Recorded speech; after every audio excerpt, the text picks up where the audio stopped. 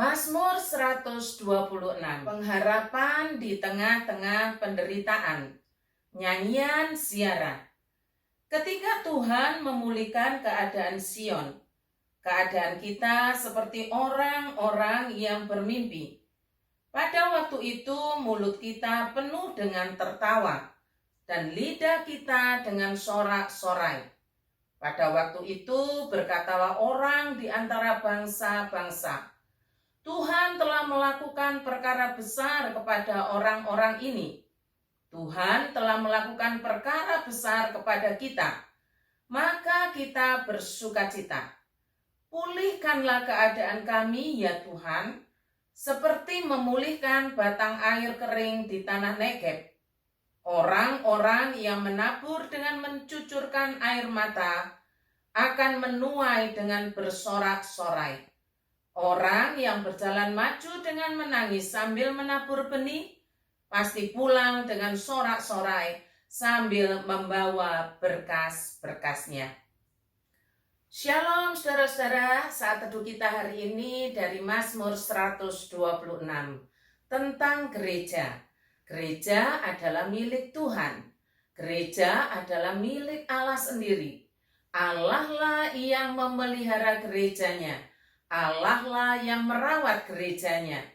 Gereja, Tuhan inginkan supaya hidup sesuai dengan firman Tuhan. Tetapi tidak bisa disangkali seringkali gereja justru meninggalkan, menyimpang, dan tidak menghiraukan lagi firman Tuhan. Karena itu melalui nabi-nabinya, Tuhan memperingatkan berulang-ulang agar gereja atau umatnya kembali kepadanya. Tetapi sejarah membuktikan bahwa gereja atau umat pernah sama sekali tidak menghiraukan firman Tuhan. Karena itu yang Tuhan lakukan adalah mendisiplin umatnya, menghukum umatnya, yaitu dengan dibuang ke Babel. Apakah cukup hanya didisiplin? Tidak, saudara. Tuhan juga memulihkan umatnya. Mazmur 126 ini mengajarkan kepada kita bagaimana Allah memulihkan umatnya. Konstruksi iman, bagaimana Allah merawat, bagaimana Allah memelihara, bagaimana Allah mendisiplin, bahkan memulihkan, harus menjadi konstruksi iman di tengah-tengah gereja kita. Para pemimpin gereja, hamba Tuhan dan penatuannya dipanggil untuk merawat dan memelihara gereja miliknya Tuhan. Dipanggil untuk terus mengajarkan firman Tuhan, mengingatkan gereja, memperingatkan umat supaya berjalan sesuai dengan firman Tuhan. Tetapi juga tidak bisa disangkal bahwa terlalu banyak yang tidak berjalan dengan sesuai firman Tuhan, bahkan yang menjadi sesat. Tuhan peringatkan juga berulang-ulang dan gereja diberikan wewenang untuk mendisiplin. Disiplin gereja dalam pelaksanaannya harus sesuai dengan tata gereja, karena di sanalah diatur. Apakah hanya berhenti gereja itu mendisiplin? Tidak, saudara. Gereja juga harus memulihkan sesuai dengan hak-hak anggota jemaat. Di dalam semua itu dilakukan, ada aturannya. Aturan itu tertulis di dalam tata gereja. Allah yang merawat, Allah yang memelihara, Allah pula yang memperingatkan dan mendisiplinnya, serta memulihkan gereja. Kita semua dipanggil untuk merawat, memelihara gereja Tuhan dengan firman Tuhan.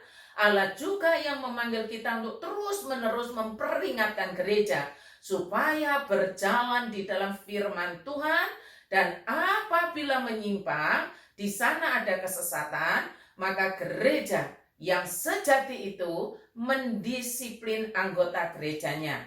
3 tanda gereja yang sejati adalah yang pertama pemberitaan firman yang murni, yang kedua pelaksanaan sakramen-sakramen, yang ketiga adalah disiplin gereja. Apakah berhenti hanya disiplin? Tidak, saudara. Gereja juga harus memulihkan. Bagaimana caranya? Tata gerejalah yang mengatur di dalam kehidupan bergereja. Satu-satunya cara untuk memahami tentang gereja, yaitu persekutuan orang-orang kudus, bukan gedungnya, adalah dengan cara memahami bagaimana Allah memperlakukan gerejanya. Allah Tritunggal memperlakukan miliknya, karena gereja itu miliknya. Kita akan mempelajarinya, saudara, bagaimana cara Allah memperlakukan gerejanya. Yang pertama, Allah mendisiplin gerejanya. Setelah diperingatkan berulang-ulang, ditegur berulang-ulang dengan firman Tuhan, tetapi tidak juga bertobat, tidak juga kembali kepada firman Allah, maka Allah menjatuhkan pendisiplinan, menjatuhkan penghukuman, yaitu dengan membuang umatnya, membuang miliknya ke Babel selama masa waktu tertentu. Saudara, memang di sana mereka bisa hidup, mereka bisa bekerja, mereka bisa berkeluarga, bahkan bertambah banyak. Tetapi ada satu yang hilang dari umat Allah, dari miliknya yang sedang menjalani pendisiplinan, yang sedang menjalani penghukuman, yaitu kehampaan rohani. Hal itu, saudara, digambarkan dengan kecapi yang tidak lagi dipetik untuk mengiringi nyanyian. Kecapi-kecapi itu hanya digantung di pohon-pohon ganda rusa. Ada kehilangan secara batinia, ada kehampaan secara rohani dari umat Allah yang sedang menjalani pendisiplinan. Saudara-saudara yang dikasihi oleh Tuhan, memang umat atau gereja yang sedang didisiplin oleh Allah pasti mengalami perkabungan secara rohani. Berkabung, berduka. Allah mendisiplin umatnya, tujuannya adalah supaya mereka kembali dan bertobat, supaya mereka tidak terus-menerus hidup di dalam dosa, yaitu keluar dari jalan Allah. Mari kita bawa firman ini dalam praktek bergereja. Gereja harus memperdengarkan, menyuarakan firman Tuhan yang memperingatkan kepada jemaat, anggota gereja, agar mereka peka ketika diperingatkan, peka ketika mereka dituntun, peka ketika mereka mendengar firman Tuhan dan merespon dengan pertobatan. Gereja harus melakukan demikian. Melalui siapa? Melalui hamba-hamba Tuhannya yang berkhotbah di mimbar. Saudara, mari kita biasakan ketika mendengar khotbah, khususnya di mimbar, firman itu sedang mengingatkan kita, firman itu sedang menegur kita, supaya apa? Supaya kita kembali kepada ajaran firman Tuhan. Kecenderungan kita kan mendengar, setelah itu lupa, pakai ajaran sendiri, pakai prinsip sendiri, dan biasa kita lakukan nek nurut aku. Nah ini masih kembali kepada dunia kita yang lama. Harusnya kalau nurut firman Tuhan, berarti kita sudah memperhatikan, pertimbangan kita adalah firman Tuhan. Yang pertama, memang firman Tuhan disuarakan lewat khotbah di mimbar. Mari kita biasakan dengar baik-baik, perhatikan baik-baik. Lalu yang kedua, saudara, bisa jadi lewat khotbah-khotbah itu kita masih tidak memahami bahwa itu peringatan Allah, bahwa itu teguran Allah supaya kita bertobat. Caranya bagaimana? Firman Tuhan lagi mengajarkan kalau orang ini benar-benar tersesat, orang ini benar-benar melanggar firman Allah, tidak di dalam jalan Allah, maka diatur 4 mata terlebih dahulu. Diajak omong, diajak bicara, diperingatkan secara pribadi 4 mata. Kalau masih tetap juga, maka kita akan kembali kepada tata gereja yang mengatur. Jadi bukan urut pendetanya, bukan urut orang per orang, bukan, saudara. Ada aturannya, aturan firman yang dilengkapi dengan aturan tata gereja. Kalau sudah diperingatkan, lalu yang ketiga bagaimana? Tidak juga bertobat, maka diadakan sidang penatua. Loh, dari mana sidang penatua? Diatur oleh tata gereja. Orang ini disidang, diperhadapkan dengan semua penatua, bukan untuk bincang-bincang, saudara, itu namanya sidang. Sidang penatua, lalu dijatuhkan pendisiplinan atau disiplin gereja untuk masa tertentu. Berapa lama? Kembali lagi kepada tata gereja, bukan maunya orang per orang, bukan maunya pendeta, bukan terserah siapa, bukan. ada tata gereja yang mengatur. Supaya kehidupan kita bergereja teratur menurut aturan, menurut peraturan atau perundang-undangan. Itu aturannya, saudara. Jadi kita diperingatkan itu melalui khotbah di mimbar. Yang kedua, kita diperingatkan juga dengan pastoral 4 mata terlebih dahulu. Kalau masih juga tidak bertobat, maka kita dipanggil 6 mata, 8 mata, kemudian sidang majelis. Dari mana? Dari tata gereja. Sampai akhirnya disiplin gereja yang dilakukan. Saudara-saudara yang dikasihi oleh Tuhan, bagaimana cara kita memandang disiplin gereja? Kadang-kadang menakutkan ya saudara. Yes, dihukum, aduh didisiplin. Masa gereja akan tambah habis ini kalau pendisiplinan, sedangkan cari jiwa aja susah. Oh tidak saudara, kita mau berjalan kepada gereja yang sejati. Bagaimana cara kita memandang disiplin Allah? Bagaimana cara kita memandang disiplin terhadap orang-orang yang tersesat? Bukan supaya kita mati, bukan supaya kita dipermalukan, bukan supaya kita binasa, bukan saudara. Kita didisiplin itu supaya kita kembali kepada firman Allah, supaya kita kembali kepada ajaran gereja yang sejati. Itu maksudnya. Jadi bukan untuk mempermalukan atau menghabiskan anggota jemaat, bukan. Supaya kembali kepada ajaran gereja yang sejati. Nah ini saudara. Lalu kalau sudah demikian, tata gereja mengatur untuk sekian waktunya, maka jemaat perlu mempelajari tata gereja. Yang kedua saudara, Allah memulihkan gerejanya. Allah tidak hanya menghukum, Allah tidak mendisiplin untuk selama-lamanya. Ini perlu menjadi catatan, bukan berbicara tentang hukuman neraka ya saudara, tapi ini hukuman atau disiplin umat yang masih hidup supaya jalannya sesuai dengan firman Allah. Mazmur 126 itu menggambarkan pemulihan itu dengan sangat indah saudara. Berkata demikian, saya bacakan dari terjemahan yang lain. Ketika Tuhan membawa umatnya kembali ke Yerusalem dari tempat pembuangan, kita merasa seolah-olah sedang bermimpi. Kita bersorak-sorai dan bernyanyi-nyanyi karena sukacita. Dan bangsa-bangsa lain berkata, sungguh menakjubkan hal-hal yang telah dilakukan Allah. Ya, betapa mulianya hal-hal itu, betapa mengherankan, betapa menggembirakan. Setelah Allah menetapkan suatu masa pendisiplinan, maka Allah memulihkan keadaan umatnya. Memulihkan di sini punya arti dikembalikan pada hak-hak semula, hak beribadah, hak melayani, hak mendekat kepada Allah di dalam baitnya.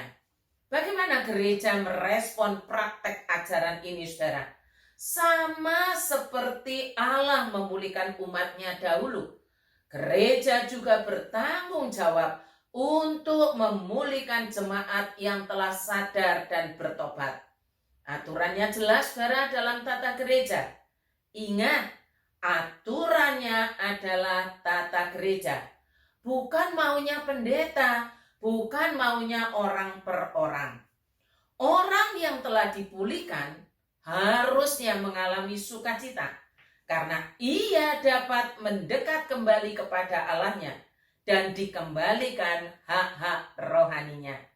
Firman Tuhan mengatakan, kiranya kita disegarkan seperti oleh sungai di padang pasir. Allah yang memelihara gerejanya, Allah yang mendisiplin, dan Allah juga yang memulihkannya. Saya berharap kita semua punya kerendahan hati untuk menuruti firman Allah. Dan jangan mengeraskan hati karena kebiasaan-kebiasaan yang salah atau pengalaman-pengalaman yang justru bertentangan dengan firman Tuhan. Saya mengajak kita sekalian untuk kembali kepada firman Allah, kembali kepada jalan-jalan Allah. Baik di tengah-tengah kehidupan kita bergereja, apalagi di tengah-tengah kehidupan kita berkeluarga dan di masyarakat. Dimanapun kita berada, Mari kita tetap ada di dalam jalan Allah. Tuhan memberkati. Mari kita berdoa. Kami bersyukur Tuhan untuk firman-Mu pada hari ini yang mengingatkan tentang tanda gereja yang sejati, yaitu pemberitaan firman Tuhan secara murni, pelaksanaan sakramen-sakramen, disiplin gereja yang mengajarkan bahwa pendisiplinan untuk orang-orang tersesat supaya kembali kepada jalan-jalan Allah. Tuhan, kiranya Engkau menolong jemaat-Mu, menolong semua anggota gereja untuk kembali kepada firman Allah, utamanya pemimpin-pemimpin gereja yang Tuhan pilih untuk merawat, untuk memelihara gereja, untuk memperingatkan gereja, untuk mendisiplin dan memulihkan, supaya kembali kepada jalan-jalan-Mu ya Tuhan. Berikan kami hikmat untuk terus berpaut, bukan menurut kata hati kami, tetapi menurut Tuhan. Kami menyerahkan kegiatan kami pada bulan Januari, rapat Komisi Wanita Wilayah yang sedianya diadakan di GKT Banyuwangi. Tuhan tolong supaya potensi yang besar di dalam Komisi Wanita justru mengembangkan orang-orang saleh semakin giat di dalam pekerjaan Tuhan, makin hidup saleh dan berpaut kepada jalan-jalan-Mu. Kami juga berdoa untuk refreshing pemuda pada tanggal 14 Januari di Patulting. Tuhan, kiranya kebersamaan orang-orang muda ini dapat menjadikan mereka sharing firman Tuhan, mempertunjukkan bagaimana cara hidup yang berkenan di hadapan Tuhan. Kami juga menyerahkan untuk pembinaan liturgis pada tanggal 18 dan 25 Januari pada persekutuan doa malam. Tuhan tolong supaya setiap orang yang Tuhan percaya untuk melayani Tuhan, peduli dan memperhatikan tatanan dan aturan, supaya gereja Tuhan berjalan dengan beriringan dan harmoni. Kami menyerahkan Natal usia bahagia tanggal 20 Januari. Tuhan tolong agar orang tua kami menikmati perdamaian bersama dengan Allah, menikmati Natal bersama dengan Allah di dalam kelompok usia bahagia. Kami menyerahkan juga untuk kebaktian Imlek tanggal 22 Januari yang dilaksanakan satu kali pukul 8. Tuhan, kiranya Engkau tolong agar pesan dan tradisi-tradisi yang baik dapat kami lanjutkan dengan landasan firman Tuhan. Gladi bersih pernikahan, pemberkatan nikah Novando dan Yohana pada hari Kamis 26 Januari pukul 5 sore. Tuhan tolong agar tim pelayanan, keluarga dan mempelai dapat bersehati, mengerjakan, terus mempersiapkan untuk mempersembahkan yang terbaik bagi Tuhan. Kami juga berdoa Bapa untuk pemberkatan nikah pada hari Sabtunya, yaitu 28 Januari pukul 10 pagi. Tuhan jadikan mereka berdua saling mengasihi seperti Tuhan mengasihi mereka. Kami juga menyerahkan untuk misi ke Nganjuk yang dilaksanakan tanggal 15 sampai 16 April. Tuhan, kiranya Tuhan pakai beberapa orang dalam kelompok kecil untuk mengerjakan mission trip ini. Tuhan berkati kami, supaya di dalam kesusahan kami tetap bersama, di dalam kesulitan kami tetap melayani, di dalam keterbatasan kami tetap bekerja bagi Tuhan. Terima kasih Bapak. Program besar rekreasi jemaat untuk ke Bali pada bulan April nanti, kiranya Tuhan juga tolong sehingga berkat Tuhan mengalir pada mereka dan mereka pun dapat menyisikan untuk berangkat bersama-sama. Terima kasih Bapak. Terima kasih untuk pertolongan-Mu. Berikan kami hati terus berpaut kepadamu dan kepada firman-Mu. Di dalam nama Tuhan Yesus kami sudah berdoa. Amin.